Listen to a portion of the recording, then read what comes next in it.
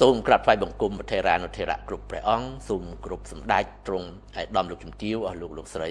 បងប្អូនជនរួមជាតិទាំងក្នុងនិងក្រៅប្រទេសជាទីគោរពថ្ងៃនេះអ្នកនាំពាក្យរាជរដ្ឋាភិបាលសូមជម្រាបជូនអំពីការយកចិត្តទុកដាក់របស់រាជរដ្ឋាភិបាលលើគុណតម្លៃគ្រួសារនិងការលើកស្ទួយកម្រិតជីវភាពប្រជាពលរដ្ឋជាពិសេសពលរដ្ឋដែលរងគ្រោះដោយវិបត្តិនៃចំនួនព្រំដែនកម្ពុជាថៃក្នុងសារលិខិតអបអរសាទរទិវាអន្តរជាតិស្តីពីគ្រួសារថ្ងៃ15ឧសភាឆ្នាំ2026សម្ដេចមហាបវរធិបតីហ៊ុនម៉ាណែតនាយករដ្ឋមន្ត្រីនៃប្រជាណាចក្រកម្ពុជាបានបញ្ជាក់ឲ្យដឹងថាក្នុងអំឡុងពេលវិបត្តិកើតចំនួនព្រំដែនកម្ពុជាថៃដែលបានបង្កផលប៉ះពាល់អវិជ្ជមានទៅលើជីវភាពប្រជាពលរដ្ឋរាជរដ្ឋាភិបាលបានសម្រេចកែសម្រួលយន្តការអនុវត្តនិងលើកលែងលក្ខខណ្ឌអនុវត្តកម្មវិធីមួយចំនួនដើម្បីធានាឲ្យបាននៅការបន្តទទួលបានអត្ថប្រយោជន៍ពីកម្មវិធីជាតិជំនួយសង្គមក្នុងអំឡុងពេលមានវិបត្តិទន្ទឹមនឹងនេះរាជរដ្ឋាភិបាលបាននឹងកំពុងគិតគូរព្រមទាំងរៀបចំកម្មវិធីអន្តរាគមន៍ពិសេសសម្រាប់គ្រួសារដែលត្រូវបានជម្លៀសចេញពីភូមិសាស្ត្រចំនួនព្រំដែនពលករនិងកម្មករនិយោជិតដែលរងផលវិបាកពីវិបត្តិនេះទាំងនេះស្ដែងឲ្យឃើញច្បាស់ពីការយកចិត្តទុកដាក់របស់រាជរដ្ឋាភិបាលក្នុងការជំរុញនូវគុណតម្លៃនៃការលើកកម្ពស់ឧត្តមប្រយោជន៍របស់គ្រួសារនិងការលើកស្ទួយកម្រិតជីវភាពប្រជាពលរដ្ឋគ្រប់រូបដោយមិនប្រកាន់ពូជសាសន៍ពណ៌សម្បោរសាសនាឋានៈទូនាទីនិងនិន្នាការនយោបាយដើម្បីរក្សាបាននូវតុល្យភាពសង្គមនិងស្ថិរភាពជាតិសូមបញ្ជាក់ជូនថារហូតមកទល់ពេលនេះនៅមានជនភៀសសឹកប្រមាណជាង 32,000 នាក់ទៀតក្នុងនោះភាគច្រើនជាស្ត្រីនិងកុមារនៅមិនទាន់អាចវិលត្រឡប់ទៅកាន់ផ្ទះសម្បែងវិញបាននៅឡើយដោយសារពួកគេជួបប្រទះហានិភ័យផ្សេងៗនិងការរារាំងពីសំណាក់កងកម្លាំងថៃបងប្អូនប្រជាពលរដ្ឋភៀសសឹកទាំងនោះត្រូវបានរាជរដ្ឋាភិបាលដល់ជូននៅជំរកបណ្ដោះអាសន្នដែលមានលក្ខណៈសមរម្យដើម្បីរស់នៅនិងជួយឧបត្ថម្ភគ្រប់បែបយ៉ាងដើម្បីទ្រទ្រង់ជីវភាពប្រចាំថ្ងៃទម្រាំដល់ពេលដែលពួកគេអាចវិលត្រឡប់ទៅផ្ទះសម្បែងវិញបានខណៈដែលពលករដែលវិលត្រឡប់មកពីប្រទេសថៃក៏ទទួលបានការយកចិត្តទុកដាក់ពីរាជរដ្ឋាភិបាលយ៉ាងខ្លាំងតាមរយៈក្រសួងកាងារនិងបណ្ដុះបណ្ដាលវិជ្ជាជីវៈសូមបញ្ជាក់ជូនដែរថាមិនត្រឹមតែប្រជាពលរដ្ឋដែលរងគ្រោះដោយចំនួនព្រំដែនប៉ុណ្ណោះទេ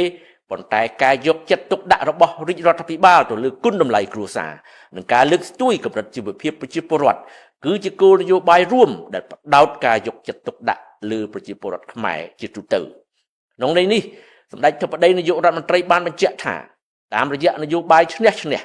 រាជរដ្ឋាភិបាលបានរៀបចំឲ្យមានគោលនយោបាយនិងបទបញ្ញត្តិនានាពាក់ព័ន្ធជាច្រើនសម្ដៅលើកកម្ពស់តម្លៃគ្រួសារដើម្បីធានាឲ្យបាននៅនិរន្តរភាពប្រកបដោយប្រសិទ្ធភាពប្រសិទ្ធផលនិងសក្តិភាពជាក់ស្ដែងរាជរដ្ឋាភិបាលនីតិកាលទី7នៃរដ្ឋសភាបានដាក់ចេញនូវយុទ្ធសាស្ត្របញ្ចកោណដំណាក់កាលទី1ដោយផ្ដោតអាទិភាពគន្លឹះទាំង5គឺមនុស្សផ្លូវទឹកភ្លើងនិងបច្ចេកវិទ្យាដោយឈលលើមូលដ្ឋាននេះរាជរដ្ឋាភិបាលបាននឹងកំពុងបន្តកសាងប្រព័ន្ធគាំពារសង្គមឲ្យមានលក្ខណៈប្រមូលផ្ដុំសង្គតភាពប្រសិទ្ធភាពសមធម៌និងចីរភាពដោយឈលលើស្មារតីមិនបោះបង់ពលរដ្ឋណាម្នាក់និងផ្ដោតលើកិច្ចអន្តរាគមន៍របស់រាជរដ្ឋាភិបាលដល់គ្រួសារក្រីក្រនិងងាយរងគ្រោះតាមរយៈការធ្វើស្ថានុបនីយកម្មកម្មវិធីជាតិជំនួយសង្គមសម្រាប់គ្រួសារក្រីក្រក្រុមជនងាយរងគ្រោះក្នុងគ្រួសារក្រីក្រនិងគ្រួសាររងហានិភ័យនៅក្នុងគ្រាមានវិបត្តិសេដ្ឋកិច្ចនិងគ្រាមានគ្រោះអាសន្ន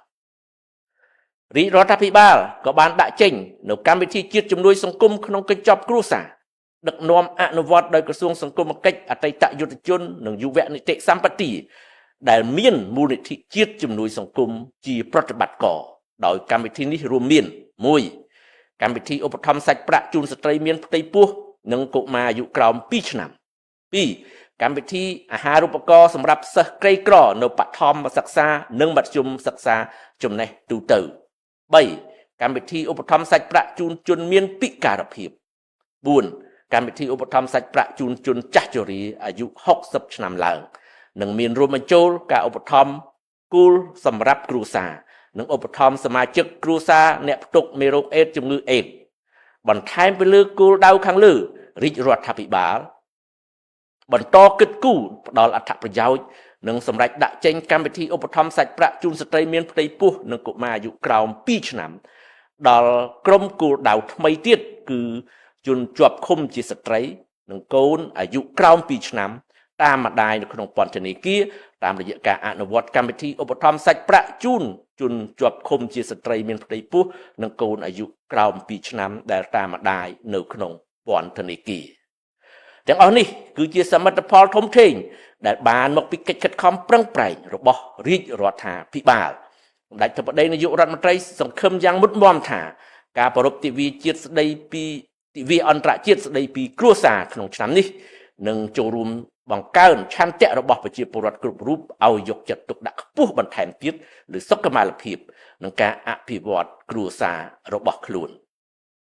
ព្រមជាមួយគ្នានេះសម្ដេចបានស្នើសុំឲ្យគ្រប់ភាគីទាំងអស់បន្តជំរុញនិងរួមចំណែកក្នុងការលើកកម្ពស់វប្បធម៌សន្តិភាព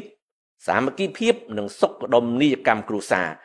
ដោយសន្តិសហវិជ្ជមានដើម្បីឈានឆ្ពោះទៅលុបបំបាត់ភាពក្រីក្រនៅទូទាំងព្រះរាជាណាចក្រកម្ពុជាសម្ដេចធិបតីនាយករដ្ឋមន្ត្រីបានគូបញ្ជាក់ថាឯកតាមបរិបទរបស់កម្ពុជាទិវាអន្តរជាតិស្ដីពីគ្រួសារឆ្នាំ2026នេះត្រូវបានប្រារព្ធធ្វើឡើងក្រោមប្រធានបទការវិនិយោគភាពធន់នៃសេដ្ឋកិច្ចគ្រួសារនាំឲ្យសង្គមជាតិរីកចម្រើននិងមានសុខសន្តិភាពដើម្បីគូបញ្ជាក់អំពីតួនាទីដ៏សំខាន់មិនអាចខ្វះបាននៃសេដ្ឋកិច្ចគ្រួសារដែលជាគ្រឹះដ៏រឹងមាំក្នុងការកសាងសង្គមជាតិមួយដែលប្រកបដោយភាពធន់បរិយាបន្ននិងចីរភាពសម្ដេចធិបតីនាយករដ្ឋមន្ត្រីសង្កត់ធ្ងន់ថាភាពធន់នៃសេដ្ឋកិច្ចគ្រួសារគឺជាកម្លាំងចលករក្នុងការកសាងធនធានមនុស្សឲ្យមានគុណភាពខ្ពស់មានសុខភាពល្អដែលជាទ្រព្យដ៏សកម្មរឹងមាំដើម្បីបន្តរក្សាបាននូវសុខសន្តិភាពបង្កើនតម្លៃសង្គមសេដ្ឋកិច្ចវប្បធម៌និងបង្កើននូវគំនិតថ្មីសម្ដៅឆ្ពោះទៅសម្រេចបាននូវគោលដៅចីរភាពរយៈពេលវែងនៃការអភិវឌ្ឍសង្គមសេដ្ឋកិច្ចដែលជាការវិនិយោគដ៏មានតម្លៃបំផុតសម្រាប់អនាគតគ្រួសារនិងប្រទេសជាតិ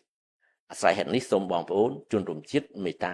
ជ្រាបបាទសូមអរគុណនិងសូមគោរពលាតែប៉ុណ្ណេះ